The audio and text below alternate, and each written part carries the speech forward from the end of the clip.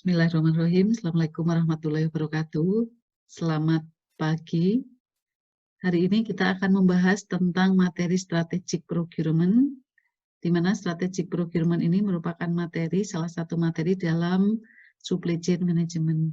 Di mana di dalam materi strategic procurement ada beberapa materi. Yang pertama adalah introduction, kemudian yang kedua adalah procurement strategy, dilanjut dengan portfolio, supplier selection, dan supplier monitoring. Nah, dari materi ini kita akan mendapatkan kompetensi untuk bisa menguasai hal-hal bagaimana untuk menjalankan procurement atau purchasing. Istilah procurement sendiri, ya, procurement artinya adalah pengadaan, sementara purchasing artinya adalah pembelian. Nah, procurement dan purchasing ini kadang interchangeable ya, jadi di beberapa perusahaan mereka punya departemen procurement, namun ada juga beberapa perusahaan yang menamakannya sebagai purchasing. Ada juga yang punya departemen procurement dan purchasing. Nah, nanti akan saya sampaikan, akan saya jelaskan di mana perbedaan antara procurement dan purchasing. Ya, strategic procurement. Kita akan masuk ke materi introduction. Jadi procurement itu merupakan salah satu proses kunci di dalam supply chain management. Di dalam arti sempit, pembelian adalah semua kegiatan yang berkaitan dengan membeli atau process of purchase. Jadi membeli ini tidak hanya untuk barang, namun juga untuk jasa yang nantinya akan digunakan untuk perusahaan, untuk kepentingan perusahaan. Kemudian kegiatan ini nanti mencakup mulai dari penentuan kebutuhan, memilih rekanan, mendapatkan harga dan syarat pembelian yang wajar, menerbitkan surat pembelian atau PO ya, purchase order, bahkan sampai pada menjamin delivery sampai ke receiving ya, sampai diterima di gudang. Nah, banyak pertimbangan di dalam melakukan proses pengadaan, baik ada harga, ada kualitas, ada lead time, ada reliability. Nah, nanti akan kita bahas satu persatu ya, bagaimana cara kita mulai dari awal ya, dari awal ada permintaan kebutuhan sampai nanti barang itu kita receive, kita terima di gudang kita. Kemudian secara umum ya, manufaktur itu rata-rata membelanjakan 50-60% dari revenue-nya untuk bahan dan jasa dari luar. Sehingga kalau kita lihat, procurement ini merupakan salah satu proses yang strategis ya, yang tadinya berawal dari cost center, nah sekarang ke depan itu berubah menjadi profit center. Karena apa? Karena efisiensi yang bisa dilakukan di pengadaan itu akan sangat mendukung sekali pada efisiensi manufaktur secara keseluruhan. Mengingat bahwa 50-60% itu untuk bahan dan jasa dari luar. Nah, proses pengadaan sendiri kalau kita lihat ya secara umum, bahwa yang pertama bagian pengadaan itu menerima PR ya, menerima PR, purchase request, di mana PR ini dibuat oleh user. Nah, di dalam perusahaan yang namanya user itu bisa berasal dari berbagai macam departemen, di mana user ini adalah bagian atau departemen yang mereka membutuhkan baik barang ataupun jasa. Gitu ya. Nah, PR ini atau purchase request dikirim oleh user ke bagian pengadaan. Nah, begitu bagian pengadaan menerima PR, kemudian bagian pengadaan akan menyiapkan dokumen untuk melanjutkan pada proses pembelian. Nah, dokumen ini di beberapa instansi, terutama pemerintah, itu disebut sebagai RKS ya, Rencana Kerja dan Syarat. Kemudian juga di beberapa perusahaan yang lain, mereka juga menyebut dokumen ini sebagai scope of work. Ada juga yang TOR ya, term of reference, atau ada juga yang menyebut sebagai KAK, kerangka acuan kerja. Nah, dokumen ini nanti akan memberikan guidance, memberikan petunjuk bagaimana proses pengadaan itu akan dilakukan ya, terkait dengan nanti misalnya ada persyaratan peserta, persyaratan supplier, cara bagaimana proses untuk memberikan penawaran, harga, jaminan, dan lain sebagainya.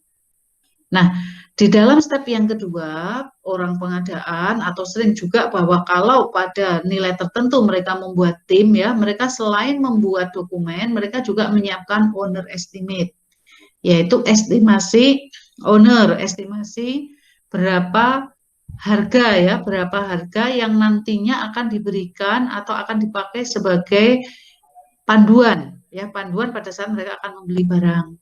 Nah, owner estimate ini sering juga disebut sebagai HPS ya, harga perkiraan sendiri. Atau kalau owner estimate itu dibuat oleh engineer atau konsultan, maka disebut juga sebagai engineer estimate. Ini nanti sebagai batas atas ya, atau plafon atas harga barang atau jasa yang nantinya akan dibeli. Itu adalah owner estimate atau engineering estimate atau HPS ya, harga perkiraan sendiri. Nah, kemudian sesudah dokumen ini dibuat, maka dilakukanlah proses sourcing ya, sourcing atau pengadaan, di mana proses sourcing ini nanti juga akan banyak jenisnya atau banyak metodenya. Nah, kemudian dilakukanlah proses pemilihan vendor, kemudian diterbitkan PO ya, purchase order, kemudian dimonitor, kemudian ada custom clearance ya, custom clearance atau penerimaan ya, kepabeanan dan juga good receipt ya, good receipt barang itu diterima. Kemudian sudah itu diverifikasi ya, tentu sesudah vendor mengirimkan barang diterima, nah tentu akan ada berita acara ya, berita acara yang menunjukkan bahwa barang diterima di gudang kita. Nah, berita acara itu kemudian akan dipakai oleh vendor atau supplier untuk melakukan penagihan. Nah, kemudian oleh bagian finance ya, oleh bagian finance mereka akan finance kita ya, mereka akan menerbitkan oleh bagian finance kemudian invoice ya, invoice atau tagihan ya, tagihan yang dikeluarkan oleh vendor itu akan diproses ya, diproses untuk proses pembayaran.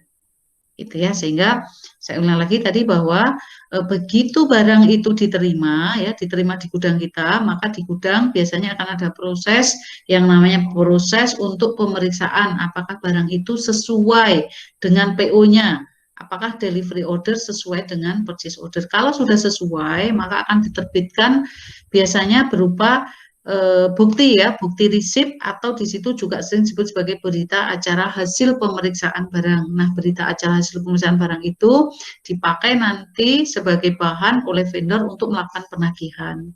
Nah, begitu vendor mengirimkan penagihan, maka akan diverifikasi ya invoice itu, kemudian dilakukan proses pembayaran sehingga selesai proses procurement.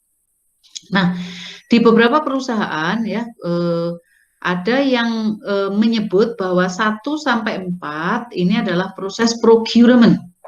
Sedangkan 5 sampai 9 adalah purchasing ya. Kenapa? Karena purchase, karena membeli ya, dia lebih ke aktivitas mengeluarkan PO, kemudian memverifikasi invoice, proses pembayaran. Nah, kemudian custom clearance good receipt sendiri ini dilakukan di gudang ya. Nah, ini adalah proses pengadaan. Nah, kita akan mempelajari dari mulai proses perencanaan, kemudian bagaimana nanti untuk proses pengadaan, kemudian pemilihan vendor, dan juga sampai nanti pada proses untuk menilai ya, menilai kinerja vendor. Nah, ini adalah tanggung jawab secara umum ya dari pengadaan, yaitu menentukan harga, memilih supplier, melakukan negosiasi, melakukan pemesanan, menjaga hubungan, mengontrol performansi, menjaga supplier database, melakukan keputusan make or buy or lease ya, or rent ya. Jadi termasuk juga apakah kita akan membeli, kita akan menyewa, atau kita akan membuat sendiri, itu juga keputusan yang dilakukan oleh orang pengadaan. Kemudian juga berpartisipasi dalam project value analysis ya, jadi aktivitas yang memberi nilai tambah. Jadi ada studi pasar, alternatif material sourcing ya, riset procurement dan lain-lain ya. Sehingga apa? Sehingga tugas procurement sebenarnya tidak hanya melakukan pembelian, tapi juga termasuk melakukan riset pasar ya, untuk melihat barang-barang apa atau part-part apa, spare part apa, atau sumber-sumber jasa apa yang mereka bisa mendapatkan dengan lebih murah, lebih efektif ya, lebih efisien.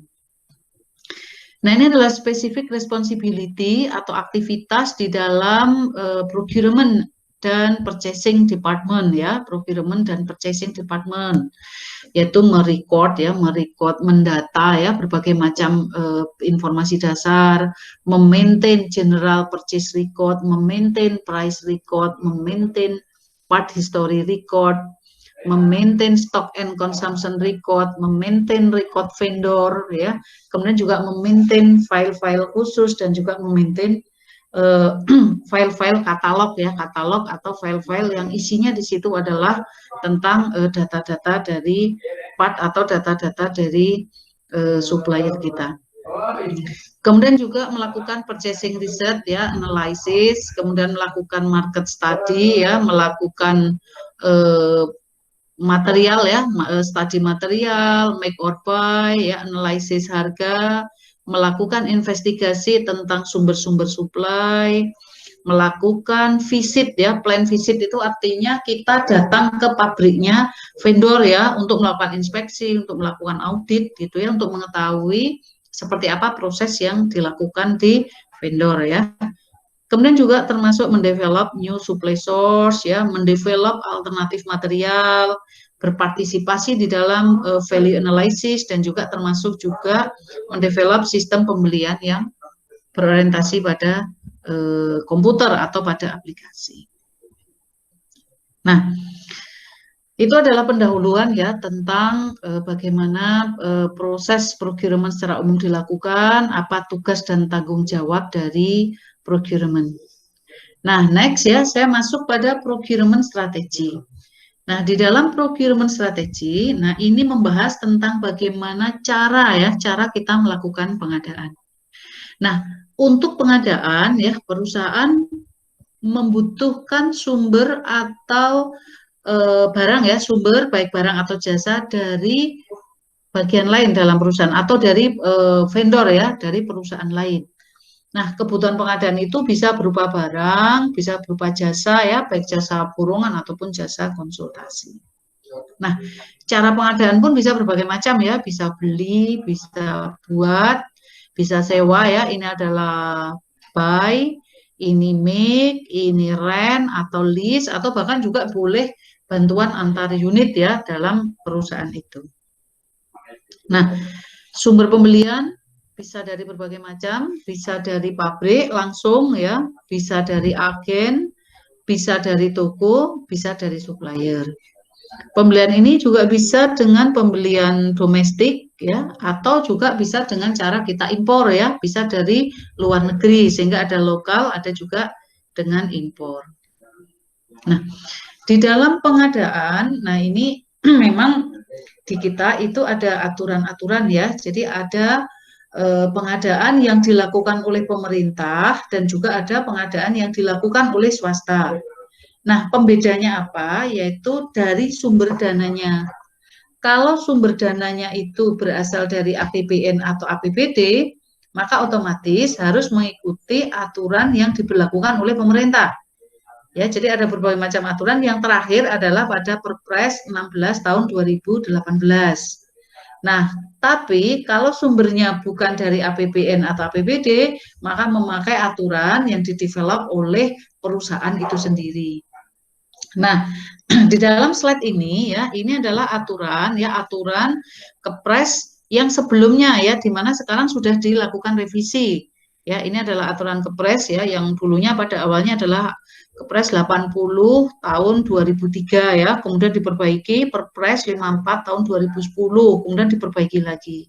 Nah, ini masih pakai aturan yang lama ya, untuk kita paham, kita tahu tentang berbagai macam aturan terlebih dahulu, baru kemudian nanti akan saya sampaikan aturan pemerintah yang baru. Dan untuk swasta itu relatif hampir sama ya, ada beberapa yang sama, namun juga ada beberapa yang berbeda, nanti akan saya sampaikan. Nah, kalau untuk pemerintah ya, jadi di aturan yang lama itu ada 4 model pengadaan. Yang pertama adalah lelang ya, jadi lelang. Yang kedua adalah pemilihan langsung. Jadi kalau lelang ini semua boleh ikut ya, semua vendor boleh ikut. Kalau pemilihan langsung itu minimum 5 yang diundang ya, ada 5 vendor yang diundang untuk ikut untuk menyampaikan penawaran. Kalau penunjukan langsung itu satu ditunjuk ya, satu ditunjuk tanpa ada pembandingan dengan vendor lain atau supplier lain. Kalau pembelian langsung itu untuk nilai yang kurang dari 50 juta ya, atau ada beberapa yang kurang dari 10 juta. Ya ini biasanya minimum 3 ya, jadi 3 vendor. Ini biasanya untuk barang-barang yang sifatnya itu murah. Nah, sehingga kalau kita lihat, kalau lelang ya ini biasanya untuk jasa konstruksi kompleks dengan nilai batasan tertentu ya, batasan tertentu. Kalau pemilihan langsung itu juga hampir sama, namun tidak terbuka untuk semua. Jadi kalau pemilihan langsung itu biasanya mengundang minimum 5 peserta. Ini juga dengan minimum nilai tertentu. Ya ada berbagai macam nilai yang ditentukan di situ. Nilai itu artinya harga HPS-nya ya, harga proyeknya atau harga barang yang mau dibeli. Ada yang 100 juta itu harus lelang, ada yang 250 juta itu harus lelang. Nah, pembedanya kalau lelang semua boleh ikut ya, yang memenuhi syarat. Kalau pemilihan langsung itu tidak kita umumkan, tidak kita buka secara luas, namun kita pilih ya. Jadi minimum 5 ya, bila mungkin sebanyak-banyaknya yang nanti dipilih ya, nanti dipilih. Penunjukan langsung ya, satu kita tunjuk. Kapan penunjukan langsung itu boleh dilakukan? Kalau keadaan darurat, bisnis critical asset ya, aset kritis ya dalam bisnis, atau spesifik. Spesifik itu artinya hanya ada satu ya, satu agen atau satu supplier, atau vendor itu memegang hak paten ya, original equipment manufacture, atau boleh juga knowledge insentif ya. Jadi ada hak-hak paten atau ada temuan ya, atau barang-barang tertentu yang memang itu dihasilkan atau merupakan paten dari salah satu vendor atau supplier. Ya, atau pekerjaan lanjutan, gagal lelang, BUMN ya, boleh anak perusahaan, perguruan tinggi atau lembaga penelitian, atau repeat order ya, repeat order boleh. Repeat order itu artinya order yang berulang. Jadi kemarin sudah mendapatkan pemesanan, nah kemudian kita itu maksudnya procurement ya, akan melakukan pemesanan ulang, itu namanya repeat order. Atau boleh juga konsultan perseorangan sampai 200 juta. Nah, sedangkan kalau pembelian langsung atau cash and carry, ini biasanya pembelian-pembelian yang nilainya itu murah ya, dapat dilakukan melalui online buying, toko, supermarket ya, kadang sampai 50, kadang sampai 10 juta, jadi di bawah itu, maka boleh pakai pembelian langsung atau cash and carry. Nah, saya akan menjelaskan proses lelang ya. Proses lelang itu seperti apa kalau di pemerintah. Yang pertama adalah adanya persiapan ya. Jadi dibuatlah jadwal oleh panitia lelang, dibuatlah rencana kerja syarat, disusunlah owner estimate oleh panitia lelang. Nah, sesudah itu kemudian diumumkan ya, diumumkan dan dibukalah pendaftaran. Nah, sesudah itu di dalam lelang itu ada 2 ya. Ada namanya lelang prakualifikasi di sini, ada yang namanya pasca kualifikasi. Nah, kalau lelang itu memakai sistem prakualifikasi, maka sesudah diumumkan, sesudah dibuka pendaftaran, maka peserta lelang itu akan dicek dulu standarnya, syarat-syaratnya. Ya, itu namanya prakualifikasi. Kalau lolos, maka diumumkan. Nanti misalnya ya, ada 10 yang mendaftar, sistemnya adalah prakualifikasi, maka 10 itu kemudian dicek oleh panitia lelang. Dari 10, mana yang lolos? Oh, yang lolos hanya 5 misalnya. Nah, kemudian diumumkan. Ini 5 yang lolos. Nah, sesudah diumumkan, ada namanya masa sanggah, yaitu masa di mana yang tidak lolos boleh menyanggah atau boleh komplain. Karena bisa saja bahwa vendor yang tidak lolos itu karena apa? Karena mungkin kesalahan administrasi, karena ketidaktelitian misalnya ya, atau karena hal-hal yang lain. Sehingga vendor atau supplier yang tidak lolos itu boleh menyampaikan keberatan.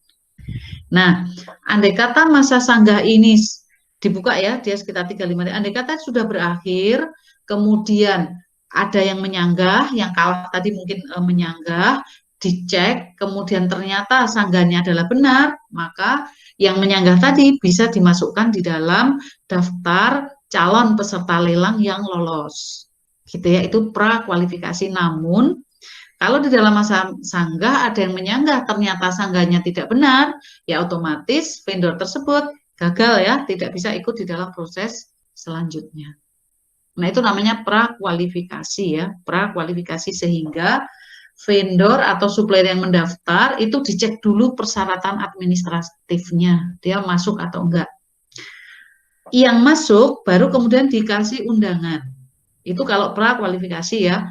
Kalau pasca ini tidak ada. Jadi begitu pengumuman, begitu pendaftaran, semua yang mendaftar itu diberi undangan atau boleh mengambil undangan. Undangan ini sering disebut sebagai RFP, Request for Proposal, ya, atau Request for Quotation, ya. Quotation itu artinya penawaran, ya, quotation, penawaran atau proposal. Nah, sesudah peserta mengambil undangan, kemudian disampaikanlah dokumen lelang, ya, disampaikanlah dokumen lelang yang isinya ini tadi. Ya, ini tadi. Jadi dia mengambil undangan, terus disampaikan dokumen lelang.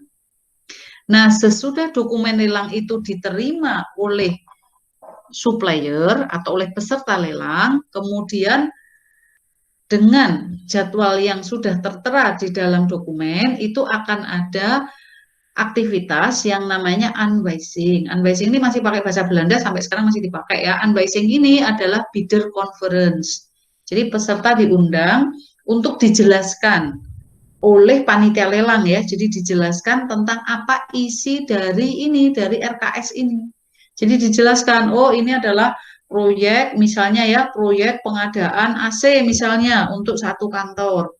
Nah, speknya seperti apa, cara pengirimannya, garansinya, warantinya, cara pembayaran. Nah, itu dijelaskan dalam proses unwising. Harapannya apa unwising ini dilakukan? Harapannya agar vendor atau supplier menjadi lebih jelas ya, sehingga tidak ada kesalahpahaman. Dan juga harapannya agar vendor itu bisa mendeliver barang atau jasa sesuai ekspektasi dari buyer ya, atau dari procurement atau dari perusahaan, atau dalam hal ini diwakili oleh panitia lelang. Nah, sesudah unwising ini selesai ya, selesai, di situ ada tanya jawab, selesai, kemudian vendor kemudian membuatlah proposal ya, membuat proposal. Nah, proposal itu kemudian disampaikan. Nah, jadi penyampaian dokumen penawaran atau penyampaian proposal ke panitia lelang.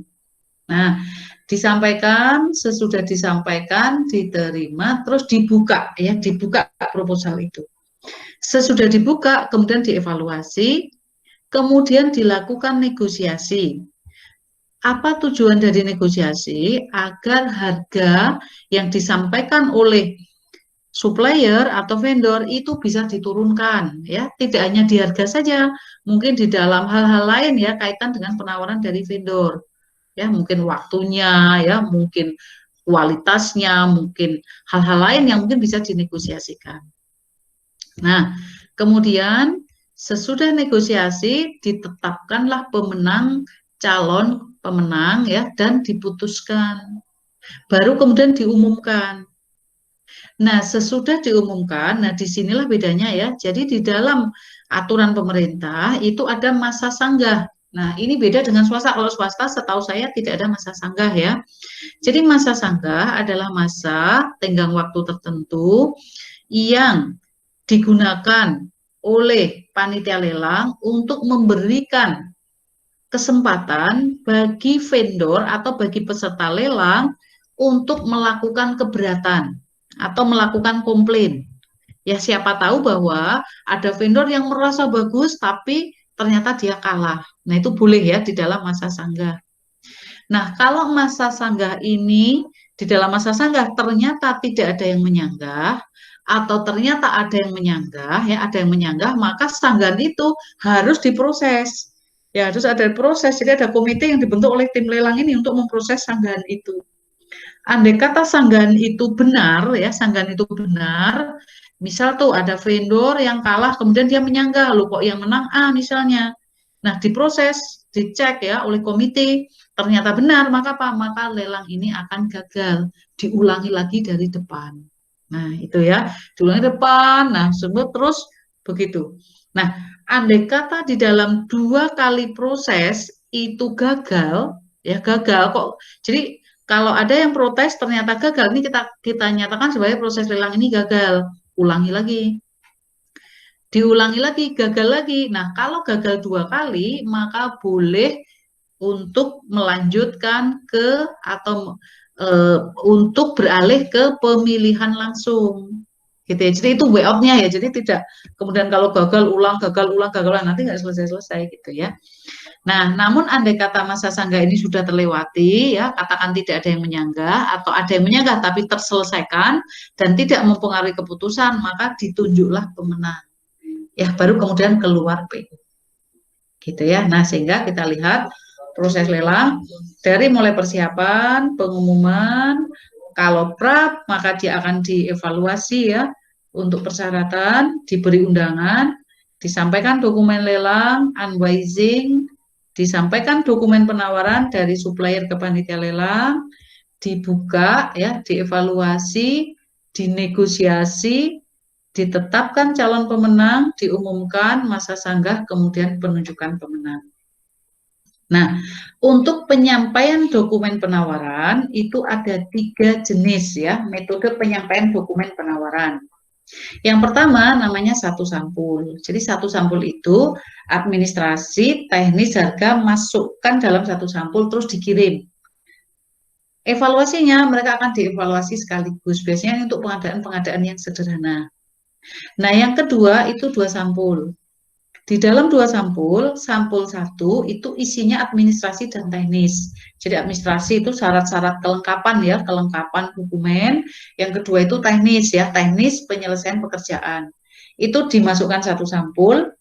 Kemudian sampul yang kedua adalah harga penawaran. Sampul 1 dan 2 dimasukkan ke dalam 1 sampul penutup. Ya, jadi ada 1 sampul administrasi teknis, 1 sampul harga, terus dimasukkan lagi ke dalam 1 sampul.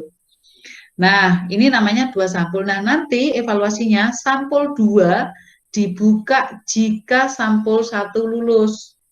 Sehingga nanti sampul 1 dibuka dulu, lolos apa enggak. Kalau lolos, baru sampul 2 dibuka.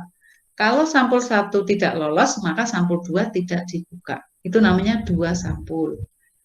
2 sampul biasanya untuk pengadaan yang lebih kompleks ya, lebih kompleks. Kalau 1 sampul biasanya pengadaan yang sederhana. Nah, yang ketiga ada namanya 2 tahap ya, 2 tahap. Nah, untuk 2 tahap ini untuk pengadaan yang lebih kompleks lagi. Caranya bagaimana? Tahap 1 itu sampul berisi administrasi dan teknis itu dikirim oleh supplier ke panitia lelang. Nah, kemudian administrasi teknis itu dievaluasi. Kalau lolos, maka diundang lagi gitu ya, diundang lagi untuk menyampaikan sampul yang kedua di tahap yang kedua, gitu ya, sehingga penawaran sampul 2 tahap 2 itu isinya adalah harga ya, dimasukkan jika sampul 1 tahap 1 lulus evaluasi ya, sehingga kalau sistemnya 2 tahap, maka supplier mengirimkan satu sampul isinya administrasi dan teknis. Sesudah dikirim oleh panitia lelang, dievaluasi. Kalau lolos, maka diundanglah untuk menyampaikan tahap 2, untuk menyampaikan sampul yang kedua atau penawaran yang isinya adalah harga. Gitu ya, baru kemudian diumumkan. Nah, itu cara penyampaian dokumen penawaran. Nah, kemudian bagaimana cara melakukan evaluasi ya, evaluasi. Nah, evaluasi ini juga dilakukan dengan berbagai metode. Nah, nanti kita juga di sesi berikutnya akan mempelajari metode untuk melakukan evaluasi ya. Jadi ada berbagai metode. Ada evaluasi itu berdasarkan harga paling murah atau sering disebut sebagai metode gugur ya, metode gugur. Yaitu apa? Yaitu yang pertama dianalisis administrasi. Kalau administrasi lolos, maka baru ke teknis. Teknis lolos, baru ke harga. Terus nanti dipilih harga yang paling murah. Gitu ya. Itu namanya sistem gugur atau non-scoring. Yang kedua adalah sistem scoring atau pakai passing grade atau namanya merit system. Yaitu apa? Yaitu antara kualitas, antara harga, antara administrasi ya, pengalaman dan sebagainya. Nah, itu kemudian dinilai secara bersama-sama. Nah, nanti diberi bobot di situ. Nah, itu namanya pakai metode scoring ya, scoring. Nah, ada satu metode lagi namanya adalah total cost of ownership atau biaya umur ekonomi ya. Kalau biaya umur ekonomi, maka apa? Maka yang dibandingkan bukan harga beli, tetapi harga selama umur hidup dari produk itu. Namanya life cycle costing. Nah, itu juga nanti akan kita bahas di belakang. Gitu ya. Nah, kemudian juga satu lagi untuk negosiasi ya, negosiasi. Jadi negosiasi itu adalah proses bagaimana panitia lelang ya itu melakukan nego agar katakan misalnya harganya turun. Nah, negosiasi ini juga bisa dilakukan dengan berbagai cara ya. Salah satu cara misal dengan cara face to face, jadi satu-satu ya, satu-satu. Jadi peserta lelang kita nego ya. Jadi yang dia sudah speknya sudah masuk, teknisnya sudah masuk, nah kita nego ya, kita nego. Kita nego satu-satu. Itu namanya negosiasi face to face ya, satu-satu. Tapi ada juga yang caranya adalah negosiasi secara bersama-sama. Nah, kalau secara bersama-sama maka panitia lelang ya, panitia lelang akan menyampaikan tuh ya, akan menyampaikan pada peserta lelang, disampaikanlah bahwa tolong ya, tolong harga bisa diturunkan. Nah, mungkin mereka dikasih amplop ya, tertutup gitu. Ini kalau tentu ini kalau pengadaan konvensional ya, tidak pakai e-procurement atau tidak pakai pengadaan secara elektronik ya. Nah, sesudah disampaikan, maka peserta lelang itu akan menurunkan harga ya, menurunkan harga. Nah, sesudah diturunkan harga oleh panitia lelang, kemudian dicek apakah harga yang diturunkan, katakan misalnya ya, misalnya yang diturunkan ini, apakah ada yang sudah di bawah HPS ya, harga perkiraan atau owner estimate. Kalau ternyata ya harga yang diturunkan itu sudah sesuai dengan target ya, kadang kan di bawah HPS berapa persen, apakah 10% di bawah HPS gitu ya misalnya ya. Nah, kalau sudah sesuai target, maka akan dipilihlah gitu ya, harga yang paling murah. Atau kalau belum sesuai dengan target, maka apa? Maka akan diminta lagi pada putaran kedua untuk menurunkan lagi. Gitu. Jadi misal ya, contoh misalnya ada sebuah lelang, harganya semua masih di bawah HPS. Nah, oleh panitia lelang menyampaikan tolong harganya diturunkan agar bisa di bawah HPS. Nah, kemudian peserta lelang kemudian menurunkan ya di dalam amplop, kemudian dibuka. Oh, ternyata belum ada yang di bawah HPS. Nah, kemudian panitia lelang minta lagi, tolong dong harganya diturunkan lagi gitu ya. Sampai mungkin beberapa putaran.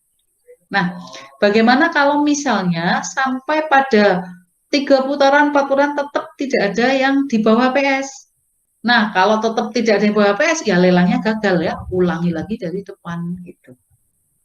Gitu ya. Jadi atau ada juga cara lain. Kalau ternyata tidak ada yang di bawah HPS, nah si panitia lelang kemudian apa? Mengkonsultasikan, mengkoordinasikan dengan si pembuat owner estimate.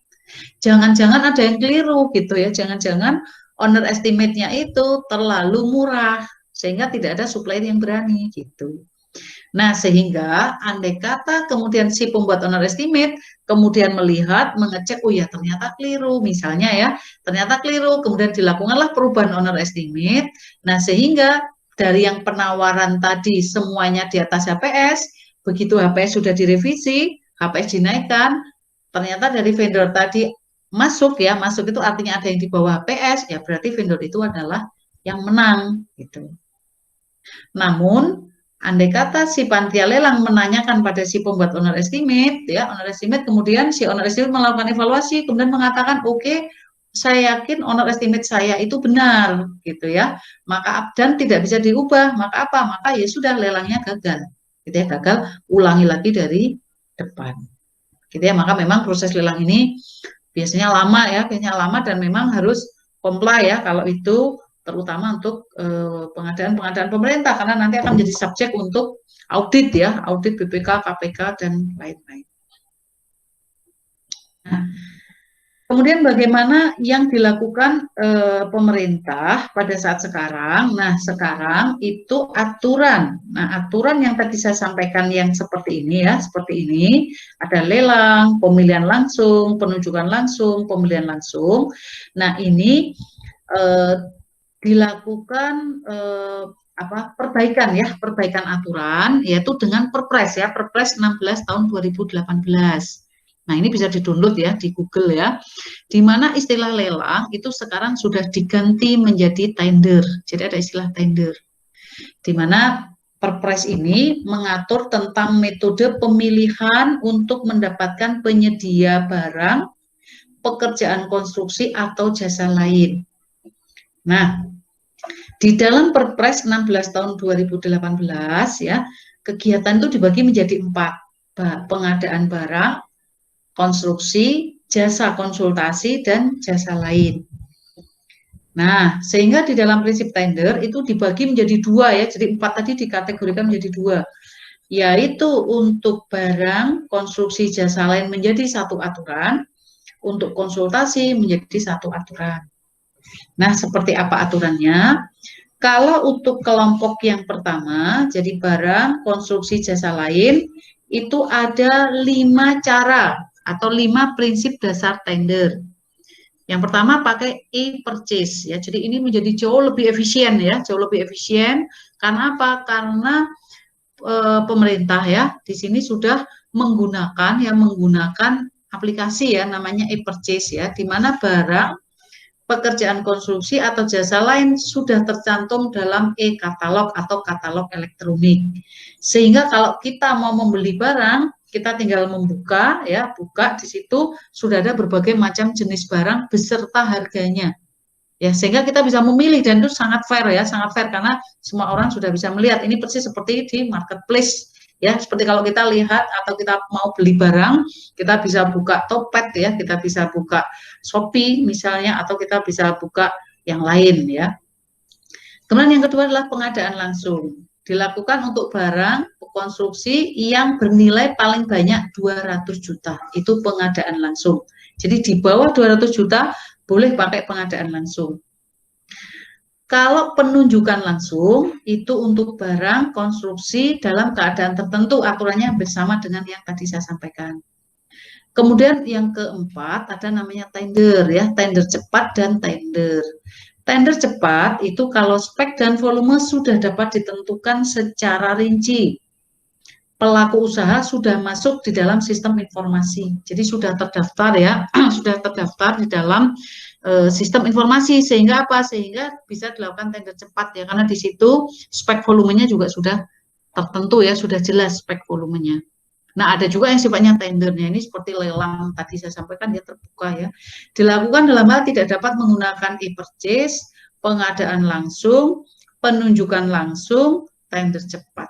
Nah, kalau tidak bisa melakukan 4 ini baru dibukalah tender yang sifatnya terbuka. Itu untuk barang konstruksi dan jasa lain.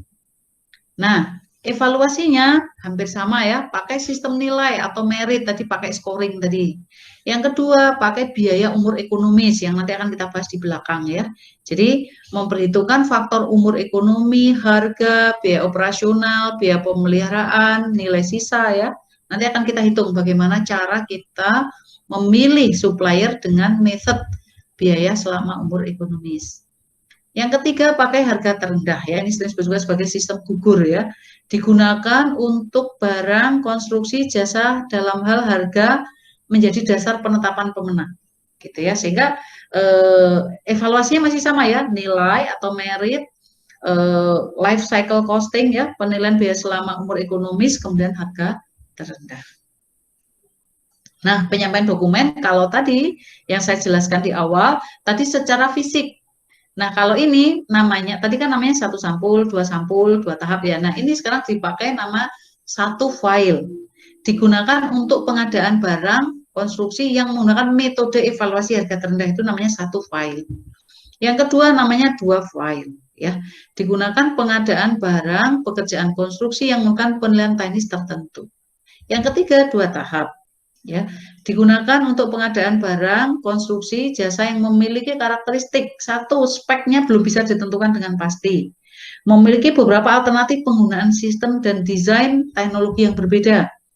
Dimungkinkan perubahan spek teknis berdasar klarifikasi penawaran teknis yang diajukan, atau mungkin juga membutuhkan penyetaraan teknis. Nah, itu pakai dua tahap, sehingga dua tahap ini biasanya untuk hal-hal yang kompleks ya. Kadang ada istilahnya itu EPC ya, Engineering Procurement Kontrak ya, yaitu kontrak-kontrak untuk pekerjaan-pekerjaan engineering atau pekerjaan development ya, yang mungkin sebelumnya belum pernah dilakukan. Nah, itu biasanya pakai dua tahap. Nah, kelompok yang kedua adalah penyedia jasa konsultasi. Nah, kalau konsultasi ini menjadi lebih simpel, seleksi ya, dilakukan untuk jasa konsultasi yang nilainya paling sedikit di atas 100 juta. Jadi di atas 100 juta pakai model seleksi. Pengadaan langsung itu yang di bawah 100 juta. Nah, ada juga penunjukan langsung ya. Penunjukan langsung itu dilakukan pada keadaan tertentu ya, dilakukan untuk jasa konsultasi keadaan tertentu paling banyak 2 kali, yaitu hanya dapat dilakukan oleh satu pelaku usaha yang mampu, itu penunjukan langsung, karena tidak ada vendor atau supplier lain yang mampu melakukan. Yang kedua, hanya dapat dilakukan oleh satu pemegang hak cipta atau hak paten yang telah terdaftar atau pihak yang mendapatkan izin pemegang hak cipta. Yang ketiga, untuk jasa konsultasi di bidang hukum ya, ada konsultan hukum, advokasi, atau pengadaan arbiter yang tidak direncanakan sebelumnya. Atau bisa juga untuk menghadapi gugatan atau tuntutan hukum dari pihak tertentu yang sifat pelaksanaannya atau pembelaannya harus segera dan tidak dapat ditunda. Atau boleh juga dengan permintaan berulang atau repeat order penyedia jasa konsultasi yang sama. Itu kalau untuk jasa ya, tadi kan ada dua tuh. Yang satu itu kelompok untuk barang, konstruksi, jasa lain, yang ini adalah khusus untuk jasa konsultasi. Ya. Kemudian untuk konsultasi ya, ada seleksi, pengadaan langsung, penunjukan langsung, kemudian evaluasinya. Ada yang kualitas dan biaya, ya, pekerjaan yang ruang lingkup pekerjaan tenaga ahli waktunya dapat diuraikan pasti di dalam kerangka acuan kerja atau dalam dokumen lelang. Yang kedua, berdasarkan kualitas saja. Yang ruang lingkup pekerjaan jenis tenaga ahli waktu tidak dapat diuraikan dengan pasti atau pekerjaan penyedia jasa konsultasi perorangan. Itu berdasarkan kualitas saja. Atau berdasarkan pagu anggaran. Ya, pagu anggaran itu plafon anggaran. Hanya digunakan untuk ruang lingkup pekerjaan sederhana yang dapat diuraikan dengan pasti dalam KAK dan penawaran tidak boleh melampaui pagu anggaran. Yang keempat, pakai harga paling rendah ya, digunakan untuk pekerjaan standar atau sifatnya rutin, yang berulang-ulang ya, yang praktek dan standar pelaksanaannya itu sudah mapan atau sudah standar atau sudah dilakukan berulang-ulang. Nah, caranya bagaimana di dalam penyampaian dokumen? Kalau yang barang jasa tadi, kalau yang kelompok pertama tadi kan ada satu file, dua tahap ya. Nah, ini menjadi lebih simpel, satu file ya untuk pengadaan langsung dan penunjukan langsung, dua file untuk seleksi ya. Kalau seleksi dia dua file, karena kalau seleksi itu kan lebih dari 100 juta. Satu file untuk pengadaan langsung dan penunjukan langsung. Kita akan lanjut diskusi untuk pengadaan yang dilakukan secara general oleh perusahaan-perusahaan private atau perusahaan swasta, dan kita juga akan membahas materi untuk pemilihan supplier dan penilaian kinerja supplier pada materi-materi berikutnya. Baik, terima kasih. Semoga bermanfaat. Assalamualaikum warahmatullahi wabarakatuh.